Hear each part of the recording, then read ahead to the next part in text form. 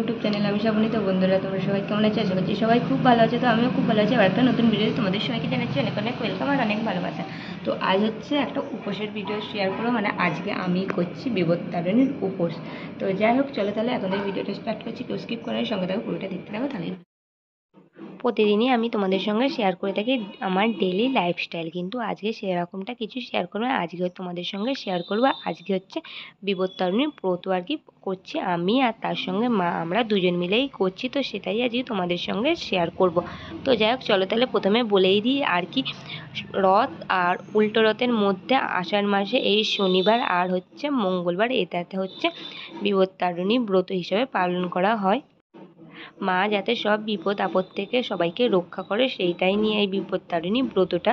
তো এটা আমি অনেক দিন থেকেই কিন্তু করে আসছি। তো এটা কিন্তু এই যে লাল সুতোটা দেখছো, সেটা বামনের থেকে উৎসর্গ করে পুজো করে সেটাই কিন্তু হাতে বেঁধে সারাদিনে 13টা লুচি খেতে হয়। এটাই হচ্ছে এই পুজোর কিন্তু আর কি নিয়ম।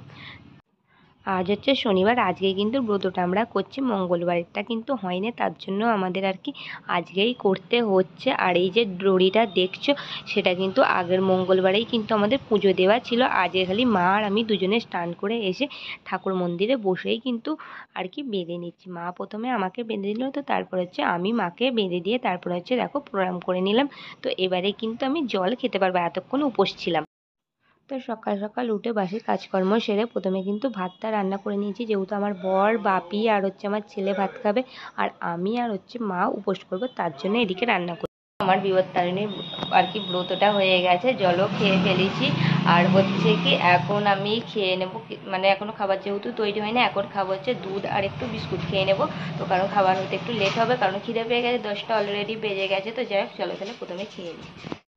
তো কালকে হচ্ছে ফ্রিজে ছিল এই দুধটা, তো সেটাই এখন আমি গরম করে নিয়ে চলে আসলাম। তো নিয়ে আসার পর প্রথমে বিস্কুট আর হচ্ছে দুধটা খেয়ে নেব, কারণ অনেকক্ষণ ধরে খালি পেটে আছে আর ভীষণভাবে আর কি খিদে পেয়ে গেছে। খেয়ে নিয়ে তারপরে একটু জোগাড়জাত কিন্তু নিচে আমি করে এসেছি। তো তারপরে আবার হচ্ছে এখন আমি নিচে যাব। তারপর দুপুর তখন বাজে ঘড়িতে 1টা, তখন চলে এসেছি মা আর আমি দুজন মিলে রান্নাঘরে। এখন হচ্ছে আমি লুচিগুলো বেলে দিচ্ছি আর হচ্ছে মা ওদিকে ভেজে নিচ্ছি। আমি সব হাতে হাতে মাকে জোগাড় দিয়ে দিই সবসময়, মা কিন্তু এগুলো ঝটপট করে করে নেয়। যেমন সকালেই নারকেল থেকে দুধটা বের করে দিয়েছিলাম, আলুটা কেটে নিয়েছিলাম, মা তারপর তরকারি সিমুইটা করে নিয়েছিল আর আমি এদিকে ততক্ষণে ময়দাটা মেখে কিন্তু রেখে দিয়েছিলাম আর কি। তারপরেই হঠাৎ করে দেখলাম যে আকাশে একদম ঘন কালো মেঘ, কিন্তু ফোঁটা ফোঁটা বৃষ্টিও শুরু হয়ে গেছে। সেই জন্য আমার ছাদে জামা কাপড়গুলো দেওয়া ছিল, সেগুলো প্রথমে আগে তুলে নিয়ে আর কি চলে যাচ্ছিলাম। তো তারপর নিচে এসে দেখি মায়ের কিন্তু অর্ধেক লুচি ভাজা হয়ে গেছে, অর্ধেক এই যে এখানে বেলে রেখে দিচ্ছি, এগুলো কিন্তু বাকি। আর এই যে দেখো, এদিকে হচ্ছে সিমুই আর এদিকে আমাদের আলু পটলের তরকারি, এটাই ছিল আমাদের খাওয়া দাওয়া। তো মা ওদিকে বাকিরা আর কি লুচিগুলো ভেজে নিচ্ছে, আমি চলে আসলাম কলপাড়ে। এই যে দেখো বাসনপত্রগুলো এখন মেজে নিতে। তো যে সঙ্গী বাসনগুলো ছিল, তো সকালে তো রান্না হতে আমার বর নিয়ে চলে গেছে, আমার ছেলেকেও খাওয়ানো হয়ে গিয়েছিল, তো সেই বাসন ছিল। তারপর হচ্ছে বাপিরও খাওয়া দাওয়া এখন মিটিয়ে নিয়েছে। তো আর কি রান্নাঘরটা পরিষ্কার করে তারপরে এদিকে বাসনপত্রগুলো মাজা দেওয়া করে একেবারে হাত পা ধুয়ে নিয়ে তারপরে গিয়ে খেতে বসবো। তো কি বলতো, বাসনপত্র না খাওয়া দাওয়া উঠে সবসময় মাজতে ইচ্ছা করে না। আজকে প্রচুর গরম পড়ে গেছে আর ভীষণভাবে কষ্টও হয়ে যাচ্ছিলো, সেই কারণে কি ভেবেছি আগে সব কাজকর্মগুলো মেটে নিই, তারপরে গিয়ে একেবারে খেতে বসবো। তারপরে দেখো মা এদিকে সব আর কি গুছিয়ে বেড়ে নিচ্ছে। আর এইটা কি বলো তো, একবার করেই কিন্তু নিতে হবে। এই যে দেখো, এই যে সাজিয়ে নিয়েছি, এটাই কিন্তু আমাদের সারাদিন খেতে হবে, এটাই হচ্ছে এই পুজোর নিয়ম। তো তারপরে দেখো, প্রথমে তো এত লুচি খেতে পারবো কি না সম্ভব নেই, মানে খেতে আমি প্রতি বছর পারি না, এবছরেও কিন্তু আমি দুটো খেতে পারিনি সারাদিনে। তো সেই জন্য প্রথমে একটু কোণ কেটে কেটে প্রথমে নিয়ে নিয়েছি সব লুচি, সেগুলো প্রথমে খেয়ে নেব। তো তারপরে যদি খিদে পাই ওখান থেকে আবার নিয়ে খাবো, এরকমটা আমি প্রত্যেক বছর করে থাকি, আমিও করি মাও করে। তো সেই জন্য দেখো প্রথমে কেটে নিলাম, তারপর আর কি খেয়ে নিচ্ছি।